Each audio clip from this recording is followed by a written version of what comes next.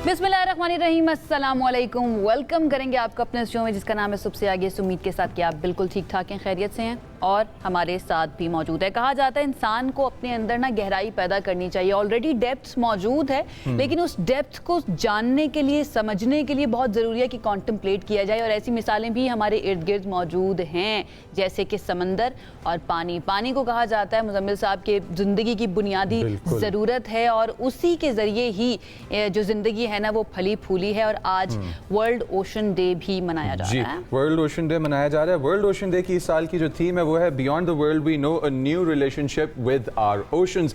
और ये क्यों ज़रूरी है? क्योंकि हमारे पास जो गिरता हुआ ऑक्सीजन लेवल या पोल्यूट होती हुई हवा है वो न सिर्फ हमारे दरख्त साफ करते हैं बल्कि फाइटोप्लैंक्टन्स जो हमारे ओशन के अंदर मौजूद होते हैं, एक बड़ा चंक ऑक्सीजन का, वो भी प्रोड्यूस करते हैं। और हमारे कोरल रीफ्स और हमारे मैंग्रोव्स और हमारी वाटर बॉडीज और तमाम तर इंफ्रास्ट्रक्चर जो नेचर ने प्रोवाइड किया है हमें पानी का, वो हमारी लाइफ के लिए और लाइफ की सस्टेनेंस के लिए बहुत ज़रूरी है कि जिसके अंदर हमारी एक्वाकल्चर की इंडस्ट्री भी आ जाती है और एग्रीकल्चर भी आ जाता है। दुनिया का, वर्ल्ड का टेम्परेचर मेंटेन करने के लिए अल्लाह पाक ने जो नेचुरल सिस्टम बनाया है वो भी ओशंस हैं। तो क्या खूबसूरत क्रिएशन है खुदावंद आलम की कि एक दुनिया है दुनिया के अंदर। बिल्कुल ऐसा ही है। And thank you for the information, बहुत ज़्यादा ज़बरदस्त। तो मेरी भी बहुत सारी नॉलेज के अंदर इजाफा हुआ है। लेकिन इंपॉर्टेंट ये है कि इंसान ने क्या किया, क्या हमारी तरजीहात के अंदर ये सारे नेचुरल रिसोर्सेज जो हैं इनकी प्रिजर्वेशन शामिल है। जैसे अगर हम ओशन डे के हवाले से बात करें, उसके बारे में दुनिया भर के अंदर कॉन्फ्रेंसेज हो रही हैं कि किस तरह से हमने अपने मेरीन एनवायरनमेंट को प्रिजर्व करना है। वैसे ही अगर हम लोकल एग्जाम्पल की तरफ आ जाएं, पाकिस्तान की तरफ आ जाएं, तो हम जानते हैं कि गिलगित बल्तिस्तान का इलेक्शन हो चुका है। एक चीज़ जिसने हमें काफ़ी ज़्यादा मायूस भी किया, डिसअपॉइंट किया, इसके साथ साथ तशवीश में भी मुब्तला कर दिया कि इलेक्शन कैंपेन्स के दौरान हमने ये देखा कि लोग बात करते रहे, जितने भी पॉलिटिकल लीडर्स थे वो इस बारे में बात करते रहे कि यहाँ पर क्या क्या लेकर आएंगे, किस तरह से उनको शनाख्त दी जाएगी, किस तरह से उनका इंटरनल ऑटोनॉमी जो है उसके ऊपर काम किया जाएगा। लेकिन गिलगित बल्तिस्तान का सबसे बड़ा मसला, जो हम असरे हाजिर का बड़ा मसला कह सकते हैं, वो ये है कि वहाँ पर ग्लोव्स जो हैं उनके खदशात मौजूद हैं। क्लाइमेट चेंज की वजह से वहाँ पर जो सारी सिचुएशन वल्नरेबल हो चुकी है, वो किसी की भी कैंपेन में मुज़म्मिल शामिल ही नहीं था। आई डोंट थिंक कि मैंने पाकिस्तान मुस्लिम लीग नून के या पाकिस्तान पीपल्स पार्टी के या पाकिस्तान की तमाम जमातें जो इलेक्शंस में कम्पीट कर रही हैं, जिनके नुमाइंदे अपनी सीट्स के लिए कम्पीट कर रहे हैं, बहुत अच्छे रिजल्ट है, बड़े टक्कर के मुकाबले रहे, बड़ी गर्मजोशी देखी गई यहाँ पे। लेकिन हमें यहाँ पे जो चीज़ नहीं नजर आई वो ये इवेंट जो क्लाइमेट चेंज का इवेंट है कि जिसके अंदर हमारे पास ग्लेशियर्स मेल्ट हो रहे हैं। एनडीएमए ने एक्चुअली एक बात बताई है कि ये ग्लेशियर्स बहुत स्पीड से मेल्ट हो रहे हैं और स्पीड इंक्रीज हो गई है इनके मेल्ट होने की। का फिनोमेना, एल नीनो के बारे में खदशात जाहिर किए जा रहे हैं कि या 2026 या 2027 के अंदर एल नीनो का फिनोमेना जो है वो भी हमें फेस करना पड़ेगा। बहरहाल इंतखाबात के बारे में आपको अपडेट दे देते हैं कि गैर हतमी और गैर सरकारी नताइज आने का सिलसिला जारी है। अभी तक की इत्तलात के मुताबिक 18 सीट्स जो हैं, 18 हल्कों के गैर सरकारी और गैर हतमी नताइज आ चुके हैं, जिनमें पीपल्स पार्टी लीड कर रही है। 9 सीट्स अभी तक की इत्तलात के मुताबिक पीपल्स पार्टी के हिस्से में आई हैं, 2 मुस्लिम लीग नून ने जीती हैं, 5 इंडिपेंडेंट उम्मीदवार और 1 मजलिस वहदतुल मुस्लिमीन का उम्मीदवार जो है वो कामयाब हुआ है। लेकिन अभी ये गैर हतमी और गैर सरकारी नताइज हैं। हमारे साथ डॉक्टर शमीला फारूकी साहिबा मौजूद हैं, पाकिस्तान पीपल्स पार्टी की सीनियर रहनुमा। उनकी तरफ चलते हैं और उनसे जान, और कल भी ट्रांसमिशन के दौरान उनसे बात हो रही थी, उन्होंने खदशात का इज़हार किया था कि भाई वहाँ पर पोलिंग डे के ऊपर रिगिंग भी हो रही है, कि जो पोलिंग स्टेशन है ना उनको उठाकर पहाड़ी की चोटी पर ले जाया गया है, जहाँ जिसकी वजह से लोगों को मुश्किलात का सामना करना पड़ा। अस्सलाम वालेकुम शमीला, गुड मॉर्निंग। सबसे पहले तो मैं ये चाहूँगी कि एक्सपेक्टेशंस यही थी कि पीपल्स पार्टी 9-10 सीट्स निकाल पाएगी। आपको लगता है कि अभी और भी रिजल्ट्स आना बाकी हैं?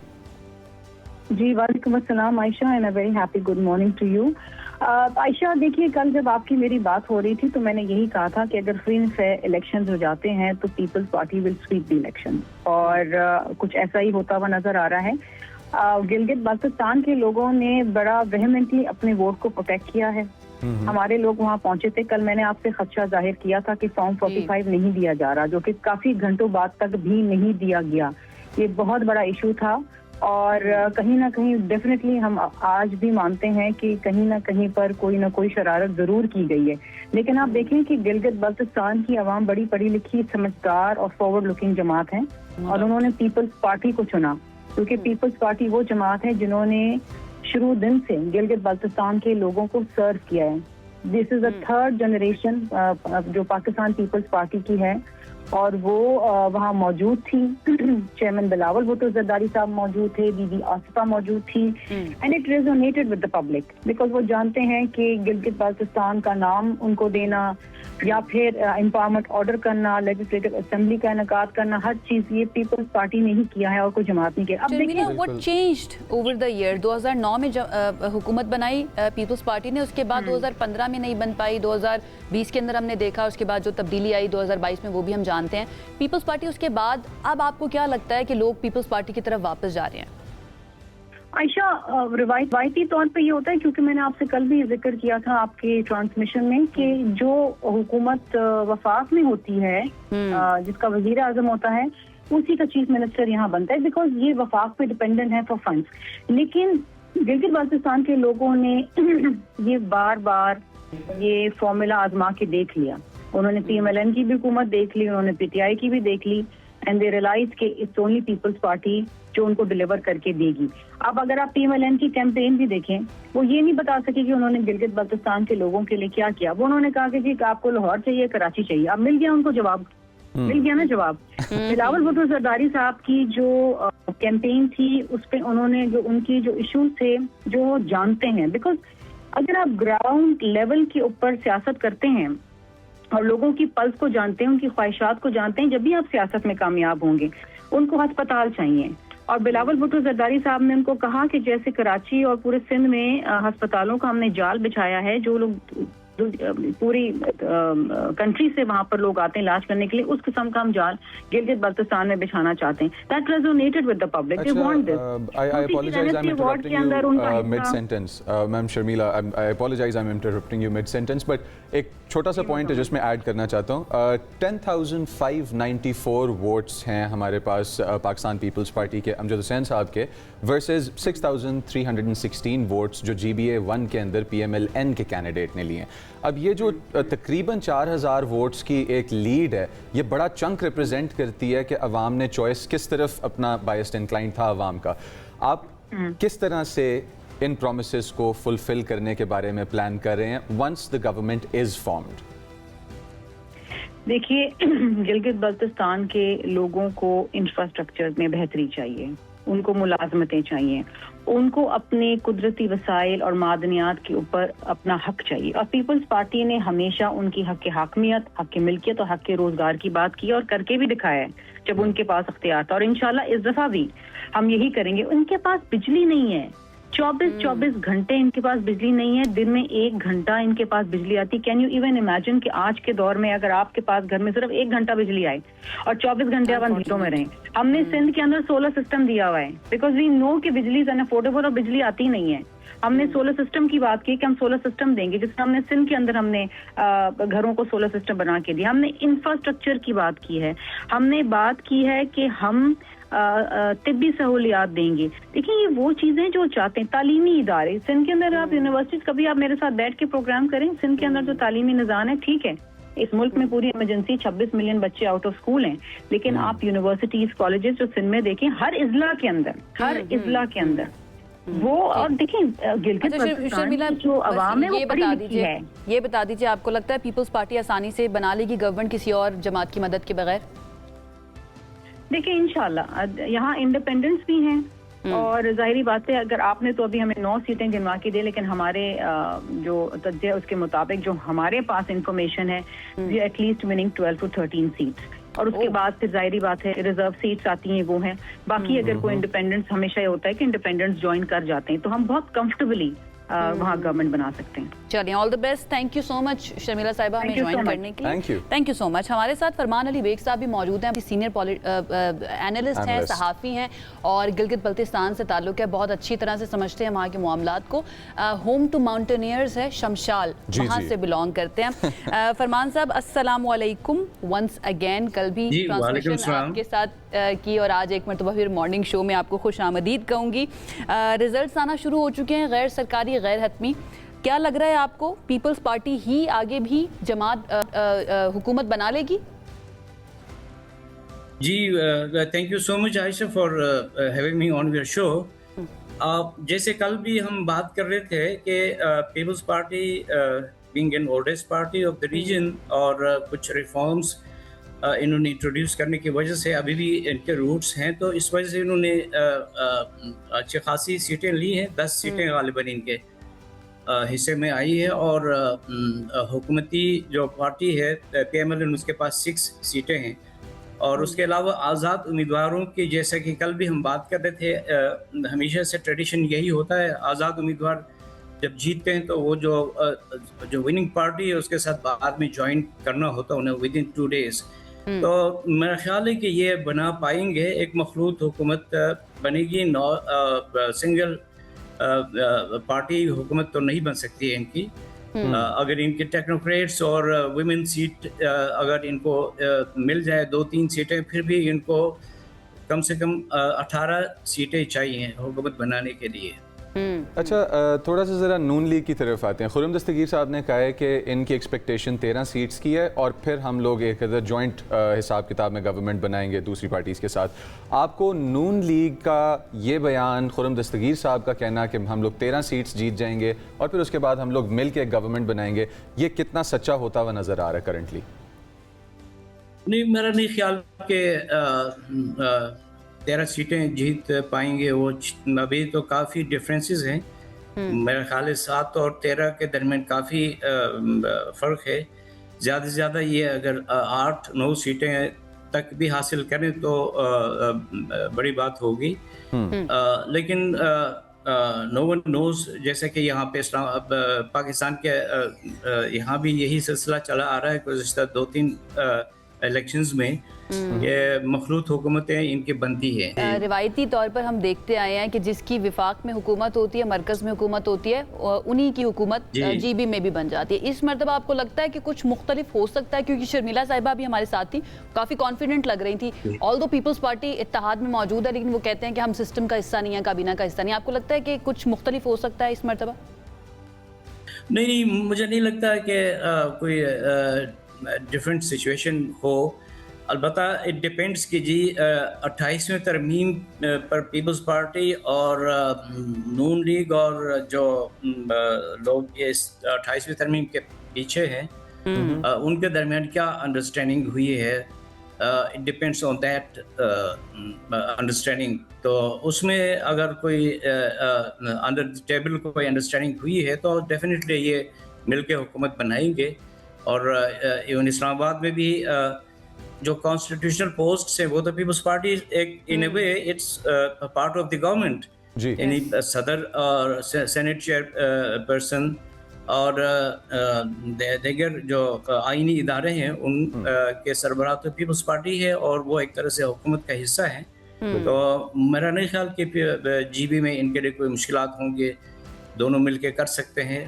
چونکہ اس میں ویسے بھی اگر جو اہم ترین اور پاکستان پیپلز پارٹی نے both in the federal capital and also Gilgit Baltistan میں اب ہمیں نظر آ رہا ہے کہ جو ایمرجنگ فیسز اور ایمرجنگ جو پاور ڈائنامکس ہیں ان کے اندر ہمیں نظر آ رہا ہے کہ نون لیگ اور پاکستان پیپلز پارٹی ہی فرنٹ پہ لیڈ کریں. ایک چھوٹی سی چیز آپ سے پوچھنا چاہتا ہوں, اور وہ یہ ہے کہ گلگت بلتستان کے اندر جو سینٹیمنٹ ہے نون لیگ کو لے کے, بالکل شارٹ سا کامنٹ ہمیں نظر آیا جی بی اے 2 کے اندر جس طرح ایک بڑے مارجن سے ہمارے پاس جی بی اے 1 میں پاکستان پیپلز پارٹی آ گئی تھی, اسی طرح سے 3126 ووٹ نون لیگ کے ہیں جی بی اے 2 میں, اور 1301 ووٹ ہمارے پاس پاکستان پیپلز پارٹی کے, اور کافی بڑا مارجن ہے اگر دیکھا جائے تو. کیا سینٹیمنٹ ہے نون لیگ کو لے کے جی بی اے 2 اور اس طرح کے اور علاقوں میں, اور کیا واقعی ہی نون لیگ اتنی پاورفل ہے کہ 9 سیٹیں ان کی اور نون لیگ ان کے ساتھ جو کہ ہے کمپٹیشن میں؟ نہیں, دیکھیے جی بی خاص طور پر گلگت جس کو ہم نرو سینٹر آف دی پاور کہتے ہیں, وہاں کے جو ڈائنامکس ہے وہ بہت ہی ڈفرینٹ ہے دوسرے علاقوں سے. گو کہ دوسرے علاقوں میں بھی جو کلین برادری بیسڈ ووٹ اور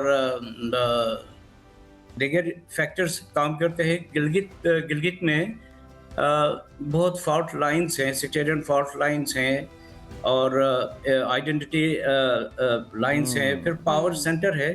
تو اس کی وجہ سے وہاں پہ زیادہ تر یہ فیکٹرز کام کرتی ہیں, اس بیسس پہ ووٹ ڈالتے ہیں لوگ. اور اس میں کوئی پارٹی نظریہ یا پارٹی ایفیلیشن کہ اتنی زیادہ اہمیت نہیں ہوتی ہے وہاں پہ. شکریہ فرمان صاحب, جو پوائنٹ آپ نے ایڈریس کرنا تھا, جو میں کروانا چاہ رہا تھا, وہ آپ نے کیا. اس امید کے ساتھ شکریہ ادا کرتے ہیں کہ گلگت بلتستان کے جو اصل مسائل ہیں کہ ان کی شناخت کا مسئلہ, آئیڈینٹی کرائسس اور کانسٹیٹیوشنل لمبو کے اندر جو اس کو ڈال کے رکھا ہوا ہے اس کے اسٹیٹس کو, اس کے بارے میں کچھ کلیئرٹی پرووائڈ کی جائے ان لوگوں کو. بہت شکریہ فرمان صاحب جوائن کرنے کے لیے. آپ کیا کہہ رہے تھے؟ میں کہہ رہا تھا کہ یہ جو الیکٹورل پروسیسز ہوتے ہیں یہ ہماری فریڈم ہے اپنا رائٹ لینے کے لیے, اور آئی تھنک ہمیں نکلنا چاہیے ان باتوں میں سے, اور ہمیں نکلنا چاہیے ان مائنڈ سیٹس میں سے کہ جو ہمیں باندھ کے رکھتے ہیں ہمارے ٹرائبل ایلڈرز یا اس طرح کے کانسیپٹس کے ساتھ کہ جہاں ہم لوگ اپنا فیوچر سیکیور نہ کر سکیں. With this we have to go on a short break. دوسری طرف ملاقات ہوتی ہے, ساتھ رہیے گا.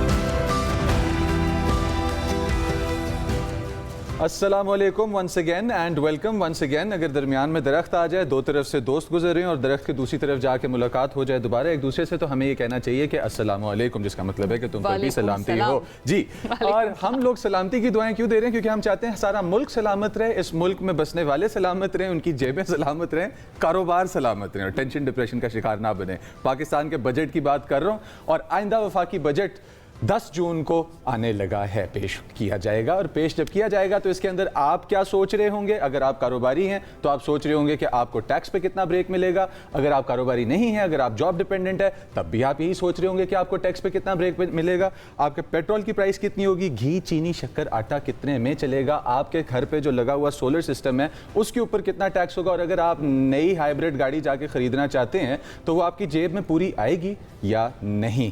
آپ کے پلانز ہیں ویسے کوئی کار شار اپ گریڈ کرنے کے؟ جتنا یہ ٹیکس بڑھانے لگے نا, مجھے لگتا ہے کہ کینسل کر ہی دینے چاہیے. ویسے 8% تک کی اطلاع تھی, اب کہا جا رہا ہے کہ شاید 18% تک جا سکتا ہے. ٹیکس کلیکشن کا ریونیو جو ہدف رکھا گیا ہے وہ تقریباً آئندہ سال کے لیے رکھا گیا ہے 15,264 ارب. ابھی تک کی اطلاعات کے مطابق کیا ہم ایزیلی اس ٹارگٹ کو اچیو کر پائیں گے یا نہیں کر پائیں گے؟ پروونسز کو پر پروونس 430 ارب کا ریونیو ٹارگٹ رکھا گیا پر پروونس. واو, چلتے ہیں ذرا. ہمارے ساتھ موجود ہیں ماہر معیشت ہے ڈاکٹر خاقان نجیب صاحب, اور ان کی خاص بات یہ ہے کہ یہ ہمیشہ بات کرتے ہیں کہ ہم ٹھیک ہے آئی ایم ایف کے پروگرام کے اندر موجود ہے, بٹ آئی ایم ایف کے ساتھ جب آپ بات کریں تو it is a matter of good negotiations. Yes. تو کیا ابھی ہم گڈ نیگوشیشنز کر رہے ہیں, اچھی طرح سے نیگوشیٹ کر رہے ہیں یا نہیں کر رہے؟ اس کے اوپر جان لیتے ہیں. ہمارے ساتھ ڈاکٹر صاحب موجود ہے. السلام علیکم ڈاکٹر خاقان نجیب. السلام علیکم. کیسے ہیں آپ سر؟ وعلیکم السلام to Muzammil and Ayesha. And Ayesha, آپ نے ایگزیکٹ وہ جملہ بولا ہے جو میں ہمیشہ پاکستان نہیں بہت سے ممالک میں بولتا ہوں. IMF is a matter of good negotiation. You must put your best team together to negotiate with them. You know your country better than anyone else. Pakistan کا 2013-16 کا program is the only long term program جو پاکستان نے complete کیا ہے. وہ programme میں نے عائشہ anchor کیا ہے پاکستان کے لیے. And I always use to say کہ we will do our own homework, we will make our own framework, we will make our own tax targets, we will make our own energy targets, we will make our monetary targets, and we will go and discuss with the fund. That's how a program should be run. یہ آپ کا programme ہے, یہ IMF کا programme نہیں ہے. اس کی ownership آپ کی ہے. اس کو آپ نے اس طرح اب استوار کرنا ہے کہ جیسے مزمل بہت اچھے اینکر ہیں پاکستان کے, ہائیسٹ ٹیکس بریکٹ میں ہیں, تو ان پہ 35% ٹیکس ہے اور 10% سپر ٹیکس ہے اس 35 پہ. سو ان سے میں 38.5% ٹیکس لے رہا ہوں. That's unfair. یہ اگر یا تو ٹیکس کی شرح کو اوپر کم کریں, اسی طرح نیچے 50,000 روپے پہ جو آپ کے سامنے کیمرہ مین کھڑا ہوا ہے اس وقت, وہ اگر 70,000, 80,000, 90,000 لے رہے ہیں جو آپ کے سامنے, یہ 50,000 کی شرح کو بڑھا کے 80,000 کریں. بیچ کا جو بریکٹ ہے 2.25 لاکھ, 2 لاکھ, 1.5 لاکھ کا, اس پہ 4-5% کی جسے کہتے ہیں ہمیں شرح کو کم کرنا چاہیے. مجھے بڑی امید ہے کہ ہم یاد رکھیں گے کہ یہ بجٹ اگر ٹھیک نہیں کریں گے اپنے فریم ورک کو, تو personal income tax, manufacturing, Muzammil ٹھیک کہہ رہے تھے, مینوفیکچرنگ پہ ہائیسٹ ٹیکس 54% ہے. پاکستان کا انویسٹمنٹ ریشیو 13% سے بڑھ نہیں رہا ہے. یہ اچھی روش نہیں ہے. یہ وہ نوکریاں نہیں نکالے گا. نوکریاں مڈل ایسٹ میں بھی ٹف ہو جائیں گی. ہمیں 2.5 ملین 25 لاکھ بچے اور بچیوں کو ہر سال نوکری دینی پڑتی ہے. Budget is very very important. Budget میں بالکل سپیس کریٹ کی جاتی ہے, سپیس ہوتی تو نہیں ہے. اچھے اینکر بنا جاتا ہے, اچھے اینکر ہوتے تو نہیں ہے. اچھا ٹی وی چینل بنا جاتا ہے, اچھے ٹی وی چینل ہوتے. سو فزیکل سپیس یعنی کہ مالیاتی سپیس, اسی طرح صوبوں کو بھی کچھ بوجھ جو ہے وہ صحیح طرح اٹھانا چاہیے. اچھا میرا سوال وہی جو ہم بریک میں بات کر رہے تھے ڈاکٹر صاحب کہ جب IMF کے پاس ہم جاتے ہیں تو ان کی طرف سے جو سفارشات ملے یا جو کہا جائے اس کو پورا کرنے کے لیے کیا ہم اپنی پالیسی کے اگینسٹ بھی چلے جاتے ہیں؟ میں گرین اکانومی کا جو انیشیٹو تھا اس کی بات کر رہی ہوں کہ سولر کے بارے میں کہا گیا، ترغیب دی گئی کہ اس کو زیادہ سے زیادہ لگوائیں، اس کے بعد میں اسی کے اوپر ٹیکس لگانے کی باتیں ہوئیں، اور اب ہائیبرڈ گاڑیاں اور جو الیکٹرک وہیکلز ہیں ان کے اوپر ٹیکس لگانے کی بھی بات کی جا رہی ہے. تو اپنی پالیسی اپنے ویژن کے اگینسٹ بھی جانا از فائن فار گورنمنٹ اگر IMF کہہ دے تو؟ سو اٹس ویری امپورٹنٹ کہ IMF کے ساتھ جب پروگرام میں ہوتے ہیں تو ایک خد و خال لارجلی جو ہیں طے ہو جاتے ہیں. مالیاتی خسارہ اتنا ہوگا، پرائمری سرپلس ایک چیز ہے وہ اتنی ہوگی، انرجیز خسارہ اتنا ہوگا، اسٹیٹ بینک کے ریزروز اتنے ہوں گے جون 30 تک. یہ بڑے بڑے خط و خال طے ہو جاتے ہیں. This is actually how the program works. And you know I have told you many times کہ میں نے 13-16 کا جو پروگرام ہے وہ اینکر کیا ہے. پاکستان نے کوئی اور پروگرام کمپلیٹ نہیں کیا اس کے علاوہ. So I am very very well aware کہ how you do this and I help other countries who are in a program. دیکھیے اس کے بعد جو اس کی جزیات ہے نا کہ میں نے عائشہ مزمل سے کتنا ٹیکس لینا ہے، مینوفیکچرنگ پہ کتنا لینا ہے، ایگریکلچر انکم ٹیکس میں کتنا کلیکٹ کرنا ہے، ریٹیلرز کیپٹل گینز ٹیکس، یہ سارے ٹیکسز کی جو شرح ہے وہ آپ نے طے کرنی ہے. عائشہ مجھے ایک بات بتائیں، آپ کو 78 سال ہو گئے ہیں اس ملک میں، آپ کو کسی نے منع کیا تھا کہ ایگریکلچر انکم ٹیکس کا نفاذ نہ کریں؟ 24.5% ہے وہ اس پورے نظام کا، 24.5% ملک کا نظام جو ملک کا اوور آل اکانومی کا حجم ہے. آپ نے اس پہ دھیلے کا ٹیکس نہیں لگا ہوا. You know the tax collection this year will be 10 billion rupees from agriculture, اور 1/4 of the country's economy is agriculture. Doctor صاحب حفیظ پاشا صاحب بڑے ہیں. چاہتا ہوں چھوٹی سی اس میں کہ لینڈ ریفارمز جس زمانے آئے تھے تو پنجاب کے زمینداروں پہ ایک عدد بم گرایا گیا تھا اور ان کے حصے لمٹ کر دیے گئے تھے جو ایک بندہ اونرشپ لے سکتا ہے اپنے انڈر جتنے اماؤنٹ آف لینڈ کی. اس سے پہلے پنجاب میں ٹیوانا فیملی، بلوچ فیملی، ان فیملیز کی اسٹیٹ ہوا کرتے تھے. تو آئی تھنک ٹیکس میں اگر وہ ریفارم نہ لایا جاتا تو بہت کچھ تھا جو ہم لوگ ٹیکس میں ایڈ کر سکتے تھے. یہ زمینداروں کے دل کا شکوہ ہے جو میں آپ تک پہنچا رہا ہوں. کیا ہمیں ایسے سٹیپس نظر آئیں گے جو کل کو اتنا پاورفل کر دیں ٹرانزیکشنز کرنے والوں کو on give and take both the ends, کہ ہم لوگ دونوں طرف سے اچھے بھاری بھرکم ٹیکس دے سکیں گے تاکہ ہمارا ملک ان پروگرامز میں سے ایگزٹ بھی کر سکے، ساتھ ہماری جیب میں بھی کچھ بچ جائے؟ مزمل آنیسٹلی اس کا جواب تو پھر آدھے گھنٹے کا پروگرام کرنا پڑے گا مجھے اور آپ کو بیٹھ کے، پر کوشش کرتا ہوں کہ لیٹس دیکھو یار، پاکستان کے لیے بہت ہی جسے کہتے ہیں نا نادر موقع ہے کہ آپ اپنے جو سٹرکچرز ہیں اکانومی کے، یعنی کہ ٹیکس کو براڈن کرنا. یہ کوئی فینسی ورڈ نہیں ہے. ایگریکلچر انکم ٹیکس نہیں لگاتے، ریئل اسٹیٹ پہ ٹیکس ٹرانزیکشنل ہے 7.5%، اس کو ٹھیک کرنے کی ضرورت ہے. ریٹیلر اور ہول سیلر پہ ایک بڑی ہی ویک سی اسکیم آئی ہے اس کا اجرا کرنے کے، اس کو بہت ہی ڈیپن کرنے کی ضرورت ہے. اسی طرح آپ جو جنرل سیلز ٹیکس ہے آن سروسز، مطلب کون سا ڈاکٹر، لائر، کنسلٹنٹ وہ ٹیکس دے رہا ہے، اس میں بہت بڑا گیپ ہے. یہ سب کام کرنے کے لیے آپ کو ٹیکس کے نظام کو تقویت دینی پڑے گی. ڈیجیٹلائزیشن کا دور ہے نا. اب دیکھیں میں مزمل پہ آ جاتا ہوں. مجھے پتا ہے کہ مزمل کب لنڈن گیا تھا، مجھے پتا ہے مزمل کی یوٹیلیٹی بلز کیا ہیں، مجھے پتا ہے کہ مزمل کی سیلری کیا ہے، مجھے پتا ہے مزمل کے ٹیکس کیا کٹے ہیں، مجھے پتا ہے کہ مزمل اپنے بچوں کی فیسوں میں کیا پیسے بھرتے ہیں، مجھے پتا ہے کہ مزمل کے بینک اکاؤنٹ کتنے ہیں. یار اس کے بعد بھی میں ایز ٹیکس اتھارٹی یہ نہیں ڈٹرمن کر پاتا کہ مزمل کا ٹیکس کیا ہونا چاہیے. دیٹ از ویئر دا فلا لائز. ہم کترا رہے ہیں یہ کام کرنے پہ ان اے کنٹری جو ڈیجیٹلی بہت رچ ہے، بہت رچ ہے. مجھے ایک ڈیٹا، مطلب جیز کیش پہ بھی یہ کام کر رہے ہیں تو تب بھی مجھے معلوم ہے کہ یہ کیا کر رہے ہیں. اگر میرے پاس اتنا ڈیٹے کی رسائی ہے so why am I not able to send Muzammil a pre-populated It is a matter of intent. ہم پھر یہ کہہ سکتے ہیں، یہ صرف اہلیت کی بات نہیں ہے کہ ہم ٹیکس نیٹ کو بڑھا نہیں سکتے، ہم بڑھا سکتے ہیں. It is matter of intent، اور اس کے لیے جو کام کیا جانا چاہیے وہ تھوڑا کمپلیکس ہے. اس طرف کوئی نہیں جانا چاہتا جہاں پر آسانی ہوتی ہے انڈائریکٹ ٹیکسز لگا دیے جاتے ہیں جس میں سارے برابر آ جاتے ہیں. ڈاکٹر صاحب تھینک یو سو مچ ہمیں جوائن کرنے کے لیے، اور ہم آپ کو زحمت مزید دیتے رہیں گے آگے بجٹ پیش کیا جانا تو مزید سمجھنے کے لیے. Thank you so much. Doctor Khaqan Najeeb صاحب ہمارے ساتھ موجود ہے. ایک کی طرف ہمیں جانا ہے اور بریک سے واپس آئیں گے تو بات کریں گے دیگر segments per. Stay with us.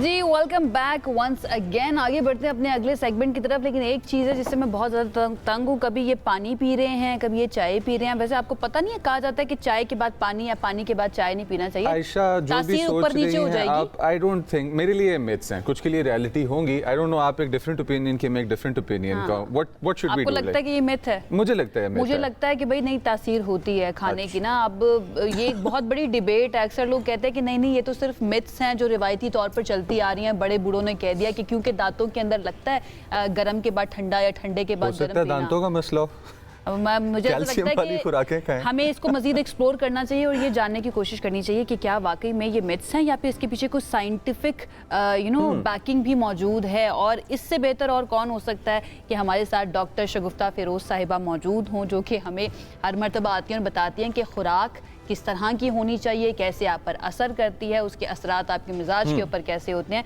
एक मरतबा फिर से हमारे साथ मौजूद है डॉक्टर साहिबा। अस्सलाम वालेकुम। अस्सलाम वालेकुम डॉक्टर साहिबा, कैसी हैं आप? वालेकुम सलाम, अल्लाह का शुक्र, बिल्कुल ठीक ठाक हूँ। और बड़ा इंटरेस्टिंग टॉपिक आपने चुना है वैसे आज ना। ये वाकई में तासीर होती है। हमें तो वो परवीन शाकिर वाला तासीर याद है कि रूह तक आ गई तासीर मसीहाई की। वो तो महबूब की हाथ की तासीर थी, खाने की भी तासीर है नहीं है? अच्छा, मैं उस तरफ जाने से पहले थोड़ा सा आपको साइंस पहले बताना चाहूँगी कि हमारी जो बॉडी है ना, उसमें जो कंट्रोलिंग सिस्टम है, उस एक मेजर कंट्रोलिंग सिस्टम है जिसको ऑटोनॉमिक नर्वस सिस्टम कहते हैं। और वो अल्लाह ताला ने हमारे हाथ में नहीं दिया हुआ, वो गैर इरादी चलता है या इनवॉलंटरी है। उसमें 2 स्विचेस हैं।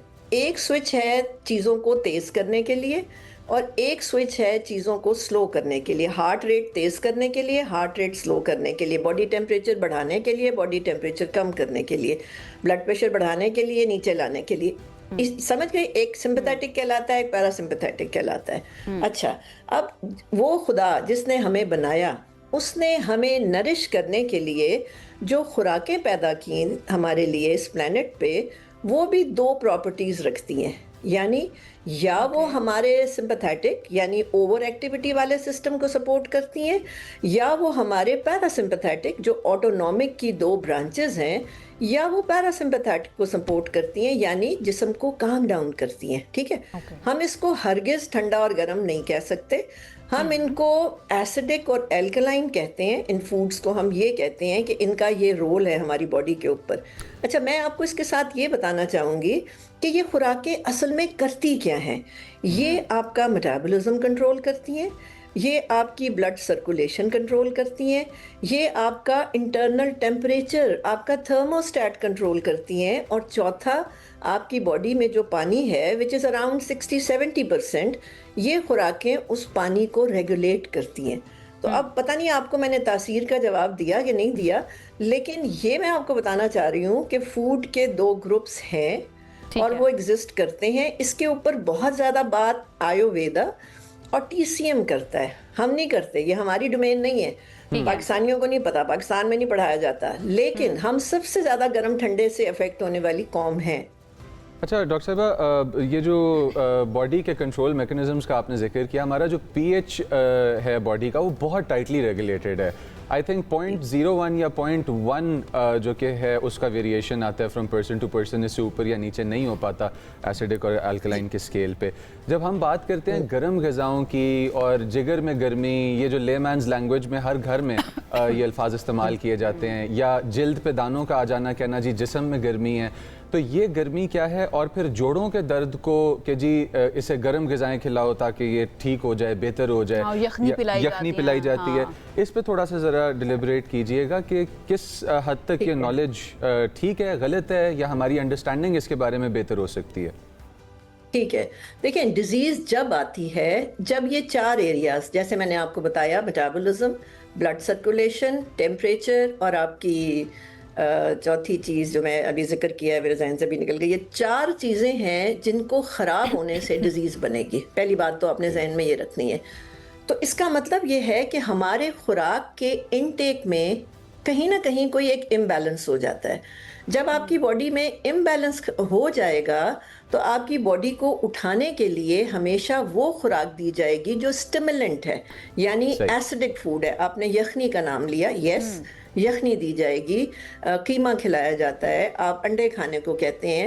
جو ایسیڈک فوڈز ہوتی ہیں ان کی بھی ایک مخصوص کمپوزیشن ہوتی ہے، ان میں پروٹین زیادہ ہوتی ہے، یعنی امائنو ایسڈ پرووائڈ کرتے ہیں وہ باڈی کو، جو کہ باڈی کا بلڈنگ مٹیریل ہے. ٹھیک ہے، سو کمزوری میں یقیناً آپ کو یہ والی چیزیں دینی ہے. لیکن یہ جو آپ نے ایک ٹرم یوز کی ہے نا، جگر کی گرمی، جگر کی گرمی کسی کو نہیں ہوتی اور کبھی بھی نہیں ہو سکتی، اور کبھی بھی کوئی اس کو ریڈ نہیں کر سکتا. دیر از نو انسٹرومنٹ وچ کین جج جگر کی گرمی. کچھ نہیں ہے ایسا. یہ جو لوگ کمپلین کرتے ہیں نا، اور یہ میں اپروو کرتی ہوں اپنے پیشنٹس کو، کہ یہ جو دانے نکل آتے ہیں یا جو گرمی محسوس ہوتی ہے، اس کا تعلق میجرلی آپ کی سٹمک کی خرابی سے ہوتا ہے. آپ کا سٹمک جب زیادہ ایسڈ پروڈیوس کرتا ہے آپ کی غلط خوراک کے انٹیک سے، تو وہ ایسڈ آپ کی بلڈ کی کیمسٹری کو بھی چینج کرتا ہے. جب وہ بلڈ کی کیمسٹری کو چینج کرے گا تو آپ کے بلڈ میں ٹاکسنز بڑھ جائیں گے. اب وہ ٹاکسنز عام طور پہ سکن کی گہری لیئرز کے اندر جا کے ڈپازٹ ہوتے ہیں، اور وہاں جا کے وہ پھوڑے، پھنسی، ایکنی کچھ بھی کر سکتے. جیسے ابھی جو موسم چل رہا ہے اس میں آموں کے بارے میں کہا جاتا ہے کہ آم گرمی کرتے ہیں، تو اس کے بعد آپ کو لسی پی لینی چاہیے تاکہ وہ گرم تاثیر اور ٹھنڈی تاثیر جو ہے نا وہ بیلنس ہو جائے، نیوٹرل کر دے.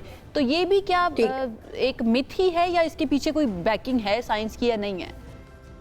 دیکھیں، اس کے پیچھے کلچرل بیکنگ ہے، اس کے پیچھے سائنٹیفک بیکنگ کوئی نہیں ہے. اگر میں آپ کو سائنٹیفک بیکنگ بتاؤں نا، بہت ہی خوبصورت وہ ایک فنومنا ہے. اللہ تعالیٰ جب ہمیں موسم میں پھل دیتے ہیں تو ہمیشہ کنٹراسٹنگ پراپرٹیز کے پھل دیتے ہیں. فرض کریں میں نے اگر آم کو بیلنس کرنا ہے، میرا جو ڈائبٹک ہوتا ہے، اگر میں نے اس کو آم کھلانا ہے تو میں اس کو کہوں گی تم نے اس کے بعد جامن کھا لینا ہے. یعنی آم کا کلر ڈیفرنٹ ہے، جامن کا کلر ڈیفرنٹ ہے.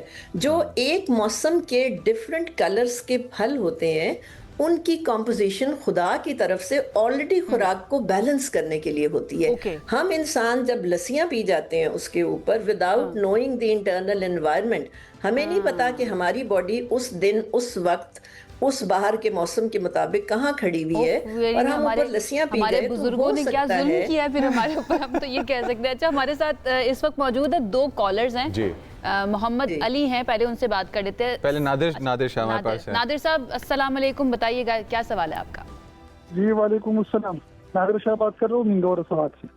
جی نادر جی، یہ میرا ڈاکٹر صاحب بس یہ سوال ہے کہ ہم بچپن سے ایک بات ہماری بزرگوں نے ہمیں سکھائی ہے کہ یہ جو تربوز ہے نا، تربوز کے بعد دہی نہیں کرنا چاہیے، یا دہی سے یا پہلے دہی کھا کے تربوز نہیں کرنا چاہیے. اس کے بارے میں ذرا ڈاکٹر صاحب بتا دے تاکہ یہ ہماری نا مسئلہ حل ہو جائے. بہت بچپن سے آپ سنتے رہیے. ڈاکٹر صاحبہ آپ نے سن لیا سوال، اور اب ہمارے پاس ایک اور سوال ہے، وہ لے لیتے ہیں، پھر دونوں اکٹھے ایڈریس کریں گے. کومل ہے ہمارے پاس، کومل کا بھی کوشچن ہے. جی کومل، السلام علیکم. وعلیکم السلام.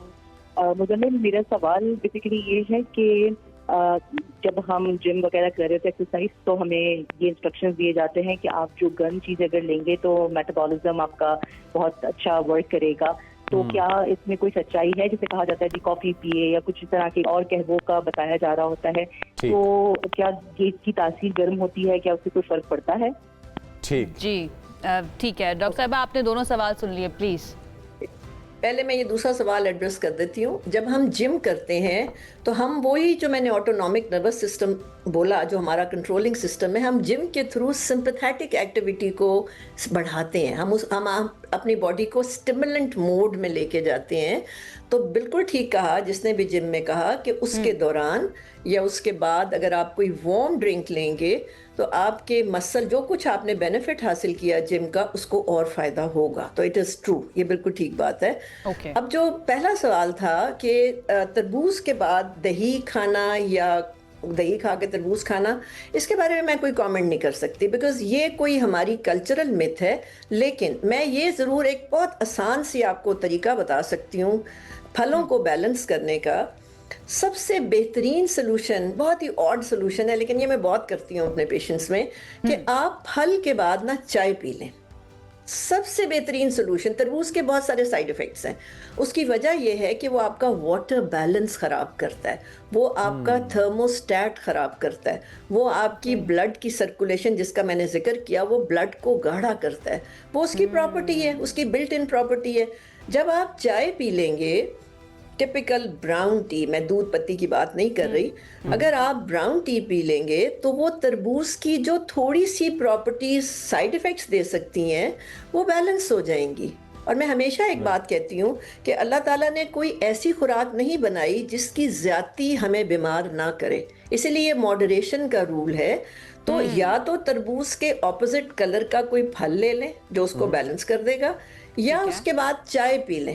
آم کے بعد چائے پینے سے سب سے زیادہ بینیفٹس میں دیکھتی ہوں۔ میں اسی وجہ سے ڈاکٹر صاحبہ تربوز کھاتے ہیں۔ میں نے پہلی مرتبہ ڈاکٹر صاحبہ کے منہ سے نا چائے کی تعریف سنی ہے، تعریف ان سینس کہ چائے فائدہ دے سکتی ہے۔ اچھا، ایک اور کالر ہے ہمارے ساتھ، یحییٰ جی۔ یحییٰ بتائیے کیسے ہیں آپ، کیا کہیں گے؟ اچھا، گڈ مارننگ۔ بالکل، پہلے تو میں آپ کا اور ہم ٹیم کا بہت شکریہ ادا کرنا چاہتا ہوں کہ میرا گفٹ آخرکار مل گیا، لیکن وہ مجھے نہیں ملا بیسیکلی، وہ جو کیونکہ خواتین کا تھا تو میری بیوی نے اس پہ قبضہ کر دیا۔ Anyway, thank you so much.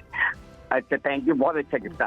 Doctor صاحب کو سلام۔ میرا صرف دیکھیں سوال میرا یہ کہ ہم لوگ جو ہے نا بڑی ہائیلی کوکڈ کھانے کھاتے ہیں، تو اور سبزیاں بھی ہم بہت زیادہ پکا لیتے ہیں، تو مجھے یہ پوچھنا ہے ڈاکٹر صاحب، کیونکہ ہمارے یہاں کتنا جو سبزیوں کو کتنا پکانا چاہیے، اور ہم لوگ کیا اوور کوک کھانے سے ہمیں کیا نقصان یا کیا فائدہ ہے؟ دوسرا میرا سوال یہ ہے کہ جو پانی کا پینے کے طریقے کار ہے، کیونکہ میری عادت ہے میں کھانے کے بعد فوراً پانی پیتا ہوں، دیٹ از رانگ، مجھے پتا ہے، لیکن میری سیٹسفیکشن نہیں ہوتی جب تک میں نہ کروں، تو what is the remedy of this thing? Okay doctor صاحبہ پلیز 30 سیکنڈز ہیں ہمارے پاس۔ ٹھیک ہے، سیکنڈ کوشچن پہلے ایڈریس کرتی ہوں۔ اگر آپ پانی کھانے سے 5-10 منٹ پہلے 2 گلاس پی لیں گے، آپ کو کھانے کے دوران پانی کی ضرورت نہیں رہے گی۔ دوسرا کوشچن، جتنی ایسیڈک فوڈز ہیں، دیر ہضم چیزیں ہیں، ان کو دیر سے پکانا چاہیے اور لو فلیم پہ پکانا چاہیے۔ جتنی ویجیٹیبلز وغیرہ ہیں ان کو بالکل ہلکی آنچ پہ اور دم پہ پکانا چاہیے۔ جب آپ دم پہ پکاتے ہیں یا آپ لو فلیم پہ پکاتے ہیں تو ان کے نیوٹرینٹس انٹیکٹ رہتے ہیں، وہ زندہ رہتی ہیں وہ خوراکیں۔ All right, thank you so much doctor صاحبہ ہمیں جوائن کرنے کے لیے اور اتنی ساری رہنمائی ہمیں دینے کے لیے ہماری خوراک کے بارے میں کہ ہم کیا کھاتے ہیں اور کیا ہمیں فائدہ دے سکتا ہے، اور متس کو توڑنے کے لیے۔ بھائی ایسا کچھ نہیں ہے، گرم ٹھنڈا کچھ نہیں ہوتا ہے، اس کے بارے میں سرچ کیا کریں۔ ڈاکٹر صاحبہ کو ایک مرتبہ پھر سے شکریہ۔ ایک بریک کی طرف جاتے ہیں، ابھی واپس آ رہے ہیں، اسٹے ود اس۔